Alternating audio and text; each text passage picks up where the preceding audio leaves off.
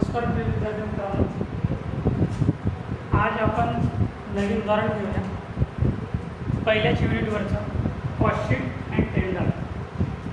आपण या युनिटवर जे काही उदाहरण घेत आहोत हा प्रत्येक उदाहरण तुम्हाला वेगळा दिसेल.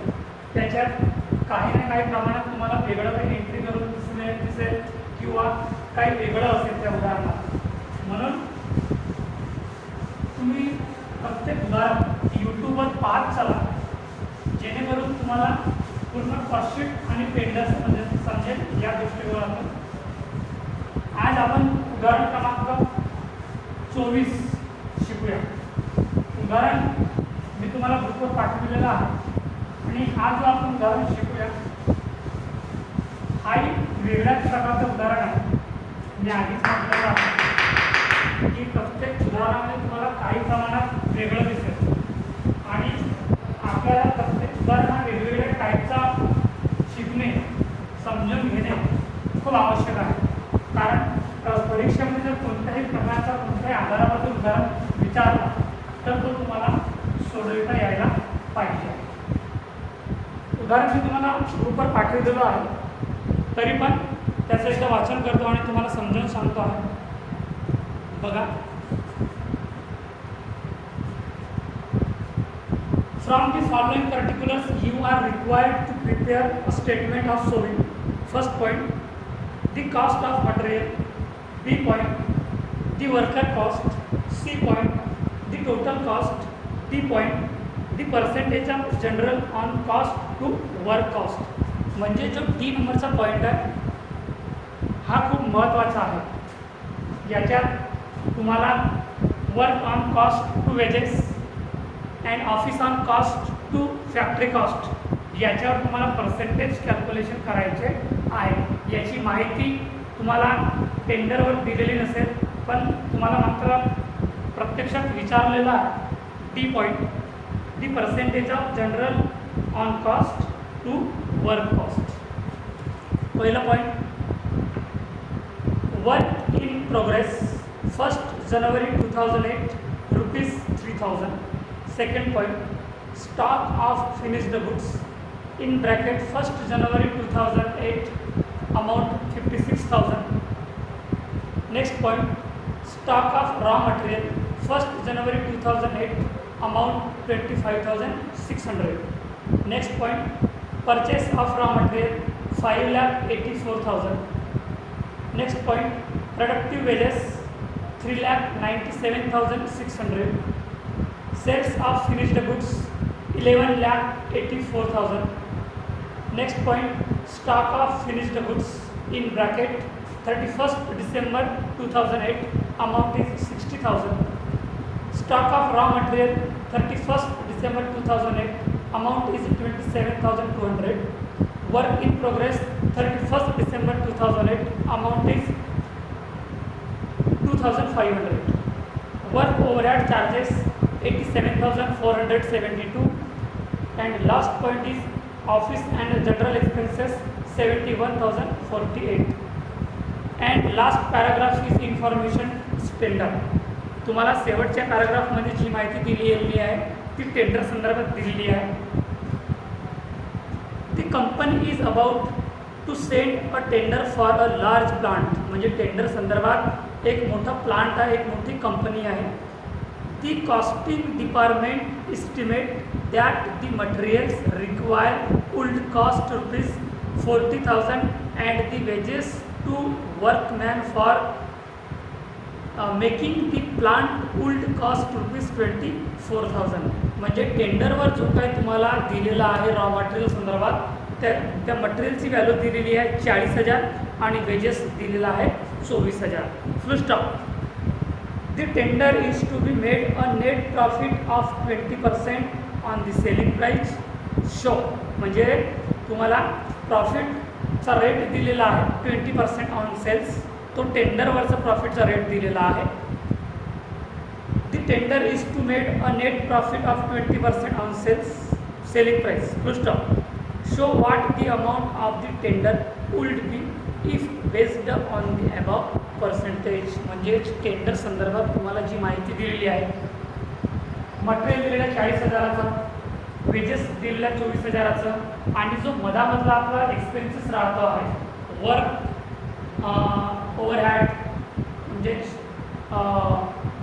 फॅक्टरी ओव्हरहॅड ऑफिस ओव्हरहॅड या संदर्भातले जे काही खर्च आहेत तर हे जे खर्च आपल्याला कॅल्क्युलेशन करायचे आहेत तर याची आपल्याला आधी पर्सेंटेज कॅल्क्युलेशन करावं लागते कारण उदाहरणाच्या सुरुवातीलाच जो तुम्हाला टी पॉईंट विचारलेला आहे percentage on work on cost and office cost तर आपल्याला कॉस्टशीट तयार झाल्यानंतर टेंडरवर फॅक्टरी ऑन कॉस्ट आणि ऑफिस ऑन कॉस्ट काढण्यासाठी आपल्याला आधी पर्सेंटेज कॅल्क्युलेशन करावं लागते. तर बघूया या उदाहरणात खूप काही शिकण्यासारखं आहे आणि मी तुम्हाला सुरुवातीपासून सांगतो आहे की आपण कॉस्टशीट आणि टेंडर या युनिटवर जे काही आपण उदाहरण शिकत आहोत हे प्रत्येक उदाहरण तुम्हाला वेगवेगळे दिसणार आहे. तुम्हाला काहीतरी वेगळं दिसणार आहे. प्रत्येक उदाहरणात काहीतरी नवीन शिकण्यासारखं असणार आहे. तर आधी आपण कॅल्क्युलेशन करूया कॉस्टशीट.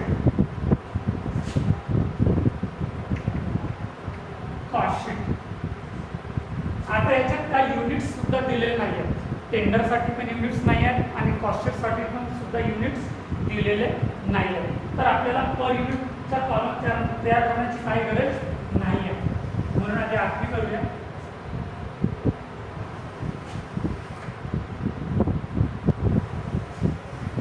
अमाऊंटसाठी 2 कॉलम तयार होते.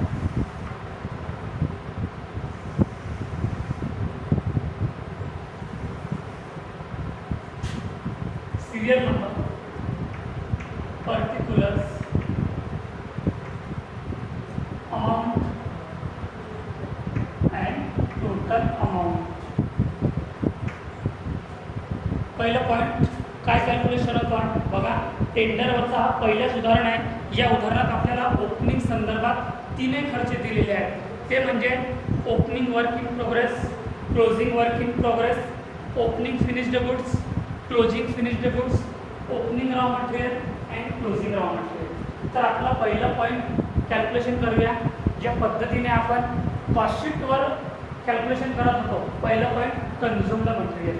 म्हणून सुरुवातीचा पहिलं पॉईंट राहणार आहे कन्झ्युम्ड मटेरियल. कन्झ्युम्ड मटेरियल याच्यात काय येणार आहे आधी सुरुवातीला opening stock of raw material. Opening stock of raw material. Opening stock of raw material किती दिलेल्या उदाहरणात opening stock of raw material. Opening stock of raw material म्हणजे पॉईंट नंबर 3. 1 जानेवारी 2008 किती दिलेला आहे 25,600. 25,600. त्याच्यानंतर ओपनिंग स्टॉक ऑफ रॉ मटेरियलच्या नंतर मटेरियल परचेस दिलेलं असेल आणि मटेरियल संदर्भात काही दिलेलं असेल त्याची एंट्री होईल. पॉईंट नंबर 4 दिलेला आहे purchase of raw material. Purchase of raw material. Purchase of raw material. Purchase of raw material किती दिलेलं आहे परचेस ऑफ रॉ मटेरियल 5,84,000. 5,84,000. आणखी काही दिलेलं आहे का. Sales, work in progress, stock of finished goods, नंतर वेजेस दिलेला आहे. तर वेजेसची एंट्री नंतर. आता तुम्ही याची टोटल करा 25,600. 25,600 प्लस 5,84,000 6,09,600. 6,09,600. याच्यामधून मायनस काय होणार आहे minus closing stock of raw material. Closing stock of raw material. Closing stock of raw material किती दिलेला आहे बघा. Point number 8 stock of raw material 31 December 2008 amount आहे 27,200. 27,200. आता 6,09,600 मधून 27,200 मायनस करा तर 5,82,400. 82,400. हा काय राहणार आहे? Consumed material. Consumed material. Consumed material. याच्यानंतर प्लस काय होणार आहे? कन्झ्युम्ड मटेरियल नंतर काय वेजेस दिलेला आहे का? बघूया wedges. Productive wedges point number 5. Productive wedges दिलेला आहे 3,97,600. Productive wedges. Productive wedges 3,97,600. 3,97,600. आता याची बेरीज करा. 5,82,400 प्लस 3,97,600 9,80,000. 9,80,000 हा काय राहणार आहे तुमचा प्राईम कॉस्ट. काय निघाला आता? 9,80,000 प्राईम कॉस्ट. प्राईम कॉस्ट नंतर नेक्स्ट पॉईंट कोणता आहे? तर point number 2 factory overhead. Factory overhead. Factory overhead संदर्भात काय खर्च दिलेले आहेत बघा. वर्क इन प्रोग्रेस ओपनिंग दिलेला आहे. नंतर स्टॉक ऑफ फिनिश्ड गुड्स ऑफिसमध्ये जाणार आहे. स्टॉक ऑफ रॉ मटेरियल झालेला आहे. परचेस ऑफ रॉ मटेरियलची एंट्री झालेली आहे. प्रोडक्टिव्ह वेजेसची एंट्री झालेली आहे. सेल्स ऑफ फिनिश्ड गुड्स म्हणजे तो सेल्स दिलेला आहे त्याची एंट्री शेवटी होणार आहे. स्टॉक ऑफ फिनिश्ड गुड्स त्याची एंट्री ऑफिसमध्ये होणार आहे. स्टॉक ऑफ रॉ मटेरियल म्हणजेच closing stock of raw material याची एंट्री झालेली आहे. वर्क इन प्रोग्रेस म्हणजे हा क्लोजिंग आहे याची एंट्री इथे होणार आहे. पण त्याच्या आधी दिलेला आहे point number 10 work overhead charges. Work overhead charges. Work overhead charges दिलेले आहे 87,472. 87,472. याच्यानंतर वर्क ओव्हरहेड संदर्भात काही खर्च दिलेले नाही आहे. आणि जो ओपनिंग वर्क इन प्रोग्रेस आणि क्लोजिंग वर्क इन प्रोग्रेस जो दिलेला आहे त्याची एंट्री याच्यानंतर होणार आहे बघा. आता तुम्ही याची टोटल करा. 9,80,000 प्लस 87,472. 87,472. 10,67,472. 10,67,472 हा काय राहणार आहे? सॉरी याला काही नाव नसणार आहे कारण याच्यानंतर होणारी entry he opening work in progress आहे आणि त्याच्यानंतर क्लोजिंग वर्क इन प्रोग्रेस आहे. त्याच्यानंतर जी काय टोटल निघेल त्याला वर्क कॉस्ट किंवा फॅक्टरी कॉस्ट असं आपल्याला नाव देता येईल. याच्यात प्लस काय होणार आहे? Plus opening stock of work in progress. Opening stock of work in progress. Opening stock of work in progress किती दिलेला आहे? Point number 1 work in progress 1 January 2008 amount is 3,000. Amount किती आहे? 3,000. आता तुम्ही याची टोटल करा.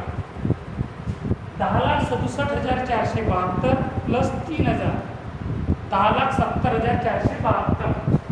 10,70,472. याच्यानंतर मायनस होणार आहे. Minus closing stock of work in progress. Closing stock of work in progress. Closing stock of work in progress किती दिलेला आहे? Point number 9 work in progress 31 December 2008 म्हणजे क्लोजिंग तुम्हाला वर्क इन प्रोग्रेस दिलेला आहे. अमाऊंट आहे 2,500. अमाऊंट आहे 2,500.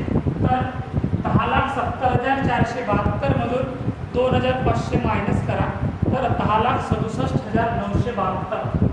10,67,972 हा काय राहणार तुमचा वर्क कॉस्ट किंवा फॅक्टरी कॉस्ट. वर्क कॉस्ट किंवा फॅक्टरी कॉस्ट समजलं. आता याच्यानंतर तिसरा पॉईंट येणार आहे office overhead plus office overhead आता ऑफिस संदर्भात काही खर्च दिले बघा. उदाहरणार्थ 11 नंबरचा पॉईंट आहे office and general expenses. Office and general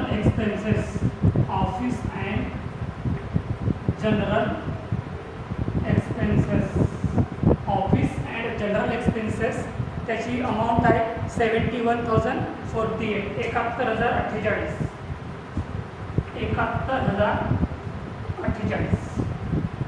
त्याच्यानंतर अजून काही दिलेलं आहे का उदाहरणार्थ ऑफिस संदर्भात नाही. आता तुम्ही याची करा बेरीज टोटल. 10,67,972 प्लस 71,048 11,39,020 11,39,020 11,39,020 हा काय राहणार आहे तुमचा कास्ट ऑफ प्रोडक्शन.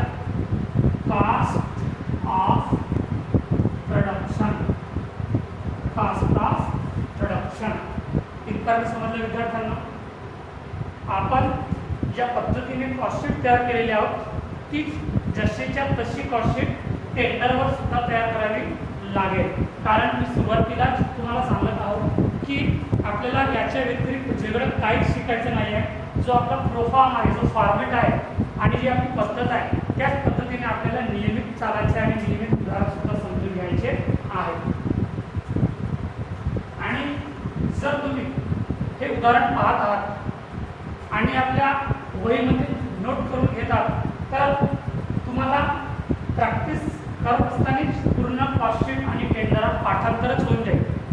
तुम्हाला वेगळं पाठांतर करायची गरज पडणार नाही. कारण उदाहरणामध्ये जेवढं विचारलेलं आहे तेवढंच तुम्हाला कॅल्क्युलेशन करायचं आहे. तर हा निघाला आता आपला कास्ट ऑफ प्रोडक्शन 11,39,020 रुपये. याच्यानंतर प्लस होणार आहे opening stock of finished goods plus opening stock of finished goods. Opening stock of finished goods किती दिलेला आहे opening stock of finished goods. Point number 2 stock of finished goods 1 January 2008 amount is 56,000. रक्कम किती आहे 56,000. आता याची टोटल करा 11,39,020 plus 56,000 11,95,020 11,95,020. बघा तुम्हाला दिसत नसेल तर मी अमाऊंट तुम्हाला तोंडी स्वरूपात सांगतो आहे 11,95,020. याच्यानंतर स्टेप मी बाजूला लिहितो आहे, तुम्ही तिथून कंटिन्यू करायचं.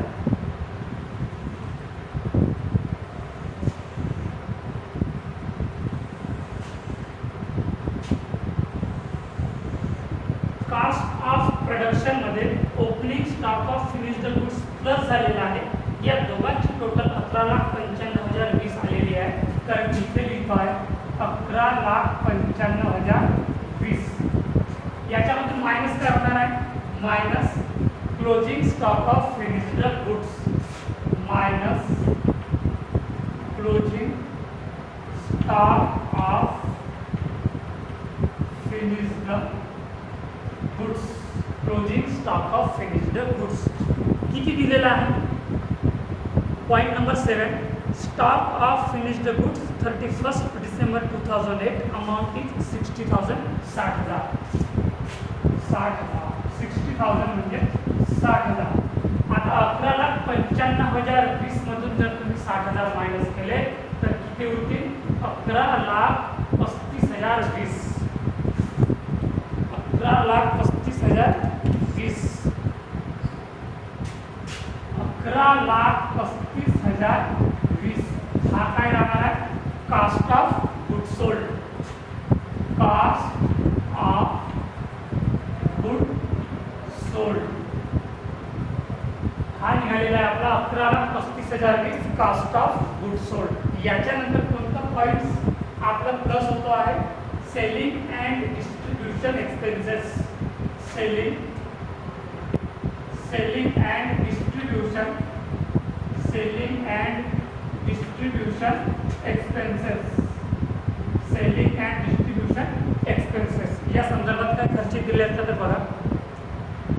वर्क इन प्रोग्रेस झालेला आहे, स्टॉक ऑफ फिनिश्ड गुड्स झालेला आहे, स्टॉक ऑफ रॉ मटेरियल झालेला आहे, परचेस ऑफ रॉ मटेरियल झालेला आहे, प्रोडक्टिव्ह वेजेस झालेला आहे, सेल्स ऑफ फिनिश्ड गुड्स बाकी आहे तो सेल्स दिलेला आहे. नंतर stock of finished goods closing झालेला आहे, स्टॉक ऑफ रॉ मटेरियल क्लोजिंगही झालेला आहे, वर्क इन प्रोग्रेस क्लोजिंग झालेला आहे, वर्क ओव्हरहेड चार्जेससुद्धा झालेला आहे आणि ऑफिस आणि जनरल एक्सपेन्सेससुद्धा झालेलं आहे. म्हणजे याच्यातले पूर्ण पॉईंट झालेले आहेत, फक्त एकच पॉईंट शिल्लक आहे सेल्स अँड फिनिश्ड गुड्स, तो म्हणजे तुम्हाला सेल्स दिलेला आहे. याच्यानंतर सेलिंग अँड डिस्ट्रीब्युशन एक्सपेन्सेस संदर्भात काहीच खर्च दिलेले नाही आहे, म्हणून त्याची अमाऊंट डॅश द्यायची किंवा नीट लिहायचं आणि टोटल लिहायची 11,35,020. म्हणजे हा काय राहणार आहे तुमचा total cost. Total caste, total caste नंतर काय येतो आहे प्रॉफिट. टोटल कास्ट नंतर येतो आहे प्रॉफिट. आता आपल्याला कॉस्ट शीट करिता प्रॉफिट दिलेलं नाही आहे, पण मात्र सेल्स दिलेला आहे, तर म्हणून लिहायचं सेल्स. सेल्स लिहायचं. सेल्स किती दिलेला आहे? सेल्स 11,84,000 तुम्हाला सेल्स दिलेला आहे. 11,84,000. 11,84,000 तुम्हाला काय दिलेलं आहे? सेल्स. तर आता प्रॉफिट काढायचा आहे, तर सेल्स मायनस टोटल कास्ट. ठीक आहे. आता sales minus total cost. Sales किती आहे? 11,84,000. तर 11,84,000 मायनस टोटल कास्ट किती आहे? 11,35,020. याच्यामधून मायनस करा. 11,84,000मधून 11,35,020 मायनस करा. मायनस 11,84,000मधून 11,35,020 मायनस करा, तर 48,980 शिल्लक राहील. 48,980 तुमचं काय राहणार आहे? प्रॉफिट राहणार आहे. आणि हा उदाहरणार्थ म्हणजे कॉस्ट शीट इथे आपली संपलेली आहे.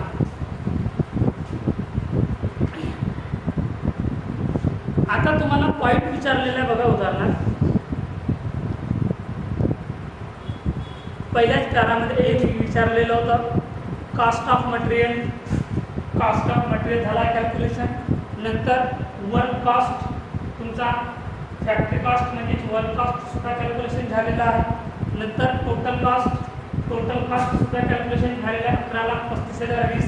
आणि डी पॉईंट विचारलेला आहे the percentage of general on cost to work cost. म्हणजेच फॅक्टरी संदर्भातला पर्सेंटेज आणि ऑफिस संदर्भातला पर्सेंटेज तुम्हाला कॉस्ट शीट संपल्यानंतर कॅल्क्युलेशन करावं लागेल. कारण जो काही पर्सेंटेज निघेल तो पर्सेंटेज आपल्याला टेंडरवर घ्यायचा आहे. तर आता आपण पहिलं पॉईंट पर्सेंटेज कॅल्क्युलेशनचा पहिला पॉईंट कॅल्क्युलेशन करूया, सॉल्व करूया. Calculation of percentage. Calculation of percentage. Calculation of percentage. पहिला point percentage. The percentage of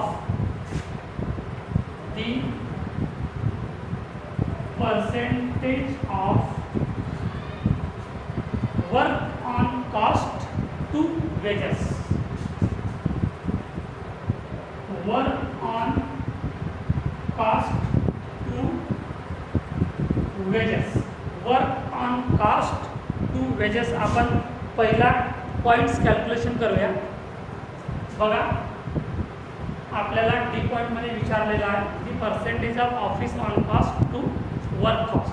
तर त्याच्याचा पहिला पॉईंट कॅल्क्युलेशन करूया. The percentage of work on cost to wages. आता वर्क ऑन कॉस्ट.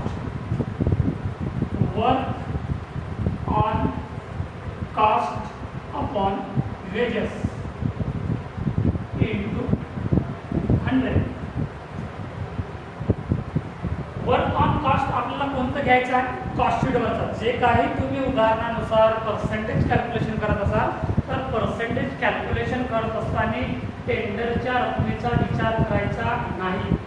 जे काही आपण पर्सेंटेज कॅल्क्युलेशन करतो आहे ऑफिस कॉस्टचे किंवा वर्क कॉस्टचे किंवा सेलिंग एक्सपेन्सेसचे, तर कॉस्टशीटवर जी काही रक्कम निघालेली आहे त्या कॉस्टशीटच्या रकमेवर आपल्याला पर्सेंटेज कॅल्क्युलेशन करायचे आहे. वर्क ऑन कॉस्ट कॉस्टशीटवर किती दिलेलं आहे? Work overhead charges. बघा शब्दांमध्ये फरक बघा, इथं तुम्हाला वर्क कॉस्ट म्हटलेलं नाही आहे. वर्क कॉस्ट म्हटलेलं असतं तर ही जी टोटल दिलेली आहे तुम्हाला, ही टोटल राहिली असती वर्क कॉस्टची. पण तुम्हाला वर्क ऑन कॉस्ट म्हटलेलं आहे, म्हणजेच हा जो दिलेला आहे वर्क ओव्हरहेड म्हणजेच वर्क ऑन कॉस्ट, तर तुम्हाला या रकमेवर पर्सेंटेज कॅल्क्युलेशन करावं लागेल. 87,472 शब्दांकडे लक्ष द्यायचं आहे. परीक्षेमध्ये घाईगर्दीमध्ये उदाहरण सॉल्व नाही करायचं आहे, कारण की खूप विद्यार्थी इथे मिस्टेक करतात. म्हणजे पर्सेंटेज कॅल्क्युलेशन करत असताना काय लिहितात? The percentage of work on cost to wages, आणि रक्कम घेताना मात्र ती वर्क कॉस्टची रक्कम घेतात. पण मात्र वर्क कॉस्टची रक्कम घ्यायची नाही आहे, तर वर्क ऑन कॉस्टची रक्कम घ्यायची आहे, तो म्हणजे वर्क ओव्हरहेड. तर किती दिली आहे वर्क ऑन कॉस्टची रक्कम? 87,472. 87,472 गुणिला 100 भागिला वेजेस. वेजेस किती दिलेला आहे? Productive wedges 3,97,600. 3,97,600. आता इथं पर्सेंटेज तुम्ही कॅल्क्युलेशन करा. 87,472 गुणिला 100 भागिला 3,97,600 किती निघालेला आहे? 22%. 22% निघालेला आहे. समजलं विद्यार्थ्यांना? ज्या पद्धतीने आपण वर्क ऑन कॉस्टचे पर्सेंटेज कॅल्क्युलेशन केलेले आहोत, त्याच पद्धतीने ऑफिस ऑन कॉस्टचे सुद्धा पर्सेंटेज कॅल्क्युलेशन करायचं आहे. तर बघा मी तुम्हाला सांगतो आहे, वर्क ऑन कॉस्ट आणि वर्क कॉस्ट हे दोन्ही शब्द वेगवेगळे आहेत. हे दोन्ही खर्च वेगवेगळे आहेत. वर्क ऑन कॉस्ट म्हणजे वर्क ओव्हरहेड किंवा वर्क ऑन कॉस्ट जी रक्कम राहील ती तुमची वर्क ऑन कॉस्ट राहील, वर्क कॉस्ट राहणार नाही. वर्क कॉस्ट म्हणजे सगळ्या factory ओव्हरहेडची total plus opening stock of work in progress minus closing stock of work in progress, याचा मायनस प्लस करून जी काही रक्कम शिल्लक उरतो आहे ती म्हणजे फॅक्टरी कॉस्ट किंवा वर्क कॉस्ट राहतो आहे. पण याच्या आधी जे काही खर्च येतात वर्क संदर्भात ते खर्च म्हणजे वर्क ऑन कॉस्ट. तर ज्या पद्धतीने आपण फॅक्टरी ऑन कॉस्टचे पर्सेंटेज कॅल्क्युलेशन केले त्याच पद्धतीने ऑफिस ऑन कॉस्टचे सुद्धा पर्सेंटेज कॅल्क्युलेशन करायचे आहे. Next point, the percentage of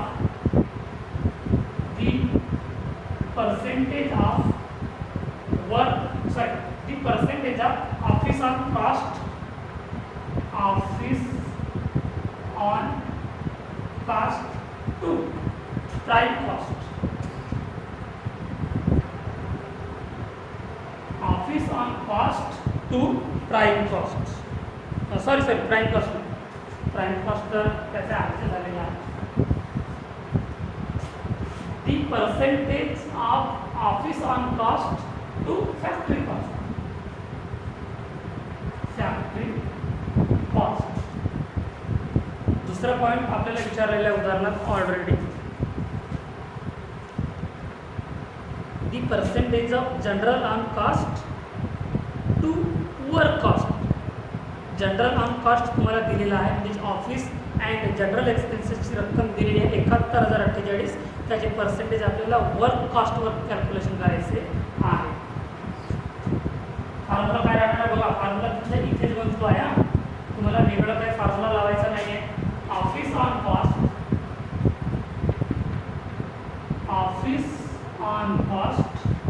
upon factory cost किंवा work cost. Factory cost into 100. Formula इथेच बनतो आहे. जसं वर्क ऑन कॉस्टचा फॉर्म्युला इथेच तयार झालेला आहे. वर्क ऑन कॉस्ट आलेला आहे work on cost to wages, म्हणजे वेजेस भागीला गेलेला आहे पुन्हा रुपीला 100. तर ऑफिस ऑन कॉस्ट किती दिलेला आहे बघा. ऑफिस ओव्हरहेड म्हणजे ऑफिस अँड जनरल एक्सपेन्सेस 71,048 भागीला फॅक्टरी कॉस्ट किती दिलेला आहे. फॅक्टरी कॉस्ट म्हणजेच work cost. Work cost oblique factory cost 10,67,972. 10,67,972 गुणिला 100. आता तुम्ही याचे पर्सेंटेज कॅल्क्युलेशन करा. 71,048 गुणिला 100 भागीला 10,67,972. तर किती निघालेला आहे? 6.65. 6.65%. 6.65%. समजलं विद्यार्थ्यांना? मी तुम्हाला सांगत आलेलं आहोत की आपल्याला प्रत्येक उदाहरण हा वेगळ्या पद्धतीने वेगळं शिकायचं आहे. तुम्हाला काहीतरी वेगळं शिकायला मिळणार आहे. जी मॅथड आहे आपली सॉल्युशन करण्याची कॉस्टिक आणि टेंडर, ते मॅथड मात्र सारखी आहे. त्याच्यात बदल आपण करू नाही शकत. आणि तुम्ही पण काहीतरी तरी बरं होईल, कारण एकाच मॅथडने जर तुम्ही अभ्यास केले किंवा उदाहरण सॉल्व केले तर ते योग्य होईल. तर महत्त्वाचे म्हणजे याच्यात आपल्याला 2 पॉईंट शिकायला मिळालेले आहेत. ते म्हणजे percentage of work on cost to wages and percentage of office on cost to factory cost. बघा इथे जो विचारलेला आहे तुम्हाला वर्क ऑन कॉस्ट म्हणजेच फॅक्टरी ओव्हरहेडच्या खाली जे काही खर्च दिलेले आहेत वर्क ओव्हरहेड, ती रक्कम आलेली आहे वर्क ऑन कॉस्टची. दुसऱ्या पॉईंटमध्ये विचारलेलं आहे the percentage of office on cost to factory cost. इकडे वर्क ऑन कॉस्ट आणि इकडे फॅक्टरी कॉस्ट. फॅक्टरी कॉस्ट म्हणजे वर्क कॉस्ट, ही रक्कम आलेली आहे. याच्या पद्धतीने आपले पर्सेंटेज कॅल्क्युलेशन झालेले आहेत आणि हे जे पर्सेंटेज निघालेले आहेत त्याचा उपयोग आपल्याला टेंडरवर करावा लागेल. तर याच्यानंतर मी टेंडर सॉल्व करतो आहे आणि हे मिटवतो आहे. तुम्ही हे नोट्स हे व्हिडिओ पाहून तुम्ही आपल्या वहीमध्ये रजिस्टरमध्ये लिहून घ्या. आता याच्यानंतर आपण कॅल्क्युलेशन करूया टेंडर.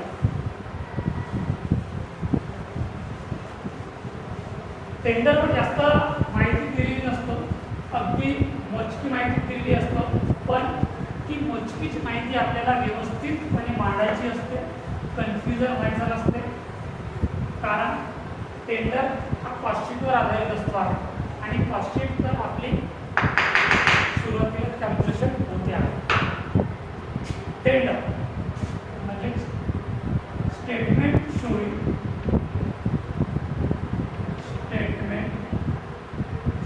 कोटेशन. टेंडर लिहू शकतो तुम्ही डायरेक्ट.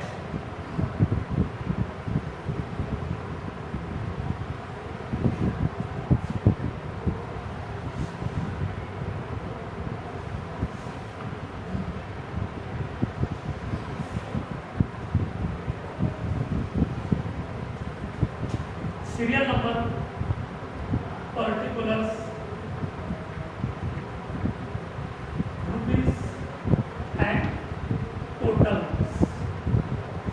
टेंडर संदर्भातली माहिती आपल्याला वेगळी दिलेली आहे, पॅराग्राफमध्ये दिलेली आहे. बघा काय दिलेलं आहे. The company is about to send a tender for a large plant, म्हणजे एक मोठं प्लांट संदर्भात आपल्याला टेंडर तयार करायचं आहे. The costing department estimate that the material required would cost ₹40,000, म्हणजे मटेरियल दिलेलं आहे आपल्याला 40,000. आपण जसं जसं वाचन करूया तसं तसंच आपण सॉल्व करूया एक एक पॉईंट. मटेरियल किती दिलेलं आहे? 40,000. मटेरियल दिलेलं आहे 40,000. त्याच्यानंतर बघा and the wages to workman for making the plant would cost ₹24,000, म्हणजे वेजेस दिलेला आहे 24,000. वेजेस दिलेला आहे 24,000. आता याची टोटल करा. 40,000 आणि 24,000 64,000. 64,000 काय राहणार आहे? Prime cost.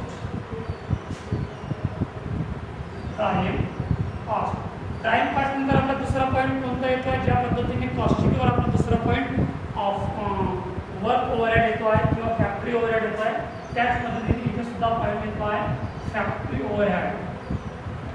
फॅक्टरी ओव्हरहेड संदर्भात काही दिलेलं आहे बघा.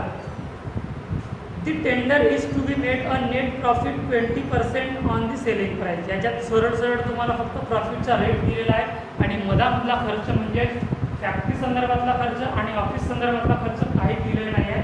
पण मात्र आपण जे काही पर्सेंटेज कॅल्क्युलेशन केले आहे त्या पर्सेंटेजचा उपयोग आता इथे होणार आहे. फॅक्टरी ओव्हरहेड म्हणजे वर्क ओव्हरहेड काय म्हटलेलं आहे 22%.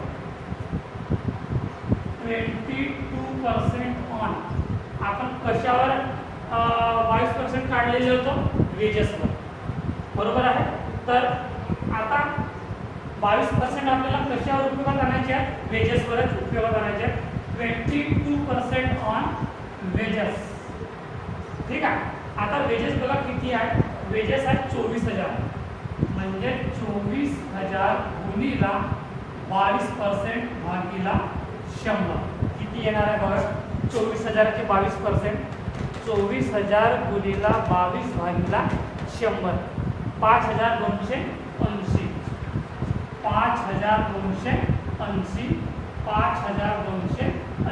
आता याची करा टोटल 64,000 प्लस 5,280 म्हणजे 69,280. 69,280.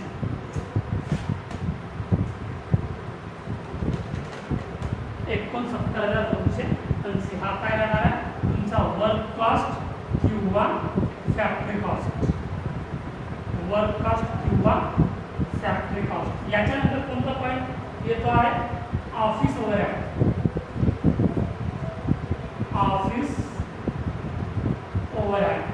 ऑफिस ओव्हरहेड संदर्भात तुम्हाला दिलेला आहे 6.65%. ज्या पद्धतीने आपण वर्क ओव्हरहेडचा पॉईंट कॅल्क्युलेशन केलं त्याच पद्धतीने ऑफिस ओव्हरहेडचा सुद्धा पॉईंट कॅल्क्युलेशन करायचं आहे. किती पर्सेंटेज आहे 6.65% हा वर्क कॉस्ट किंवा फॅक्टरी कॉस्ट जो आपल्याला विचारलेला आहे तोच. म्हणजे ती percentage of office on cost to factory cost. म्हणजे आपण फॅक्टरी कॉस्टवर पर्सेंटेज कॅल्क्युलेशन केलं तर फॅक्टरी कॉस्टवरचे आपल्याला पर्सेंटेज इथे पण सुद्धा कॅल्क्युलेशन करावं लागेल. पण रक्कम मात्र कॉस्टशीटची नसणार, ती टेंडरची रक्कम असणार.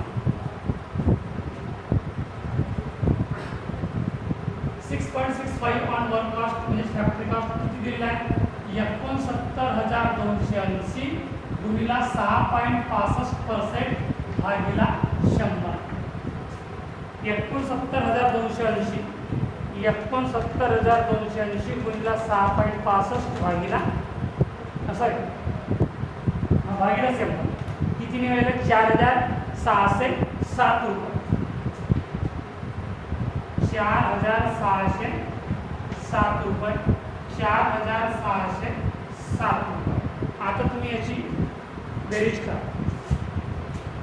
69,280 प्लस 4,607 रुपये 73,887 रुपये. 73,887 रुपये हा काय राहणार आहे तुमचा cost of production. Cost of production. Cost of production नंतर पॉइंट होता है selling and distribution expenses. Selling and distribution expenses या संदर्भात काय दिलेलं आहे आपल्याला बघा. The tender is to be made a net profit of 20% of selling price. सरळ आपल्याला प्रॉफिटचा रेट दिलेला आहे. सेलिंग अँड डिस्ट्रीब्युशन संदर्भात आपल्याला काहीच माहिती दिलेली नाही आहे म्हणून निरंक आणि टोटल लिहायची 73,887. 73,887 हा काय राहणार आहे तुमचा total cost. Total cost. Total cost नंतर पॉईंट इथला आपला शेवटचा म्हणजेच प्रॉफिट. प्रॉफिट संदर्भात आपल्याला रेट दिलेला आहे 20% on selling price. Profit 20% on selling price. म्हणजे आता आपला प्रॉफिट अशा प्रकारे कॅल्क्युलेशन होणार आहे की टोटल कॉस्ट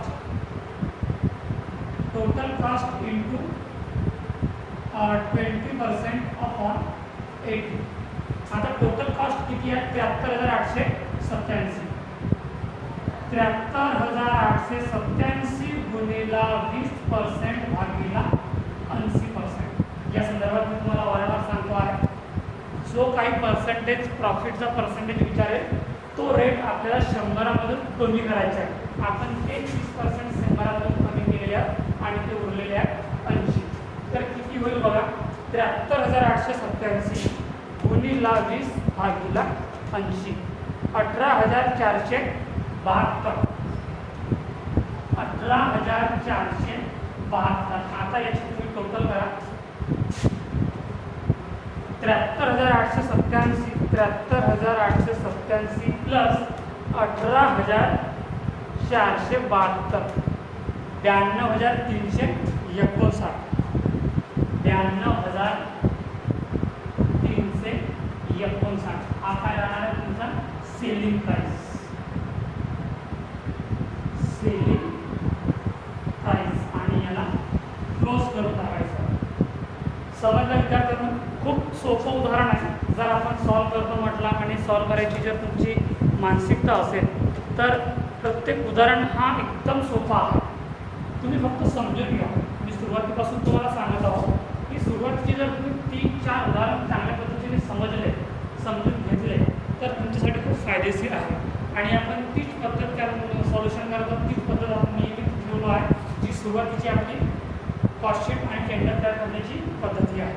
तर हा उदाहरण इथेच संपत आहे. या संदर्भात जर तुम्हाला काही अडचणी असतील, कोणता एखादा पॉईंट, एखादा मुद्दा समजला नसेल तर तुम्ही मला विचारा, ग्रुपवर विचारा किंवा प्रत्यक्षात फोन लावून विचारा. मी तुम्हाला केव्हाही सांगायला तयार आहे. तर हा उदाहरण इथं संपूया आणि उदाहरण इथं संपलेलं आहे आणि आपण इथेच थांबूया. पुढचं उदाहरण आपण पुढच्या तासिकेला घेऊया. धन्यवाद.